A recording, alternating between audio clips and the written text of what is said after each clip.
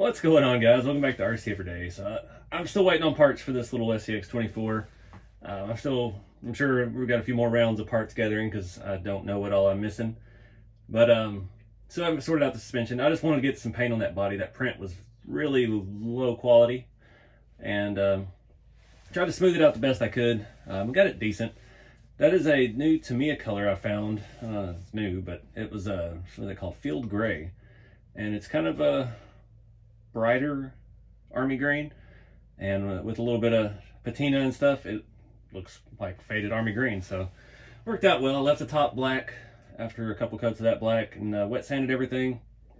Painting the sheet metal did not work out as I'd hoped. The star is pretty much gone. That paint pretty much wiped off completely with the rust streaks, but you can still see the outline of the star, and I'm just gonna rock it. It looks cool. This is just a little for fun project. It's not, you know, we're not really doing nothing with it, just having some fun, trying to make something cool. Still, I don't have a clue how I'm going to attach the body. That front plate on this J-Team's chassis has some screw holes, so we may drill some holes there for the hood and just run some of these little screws down into it. That'll hold the hood on just fine. As far as the rest of the body, I don't know yet. I really need to get electronics and stuff, so we make sure we're not shooting ourselves in the foot here and not have enough space to have everything. I did finally get to look at a stock SCX24. I think I was at 110 Rod Shop hanging out for my birthday weekend before last, and yeah, it's got a massive little receiver unit, so we got to take that into consideration here. So anyways, not a lot going on, just a little paint and patina.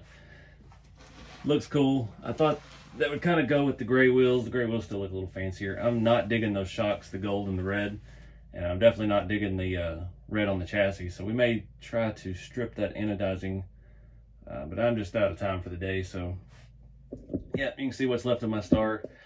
I have some stencils. I forgot the stencils I used for the rat rods on the door numbers, and it had some shapes and stuff.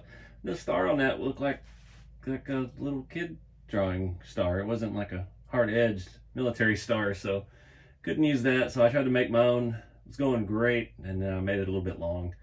So it is what it is. And now I peeled the tape and half the paint come off the hood because I didn't really do any prep to that sheet metal.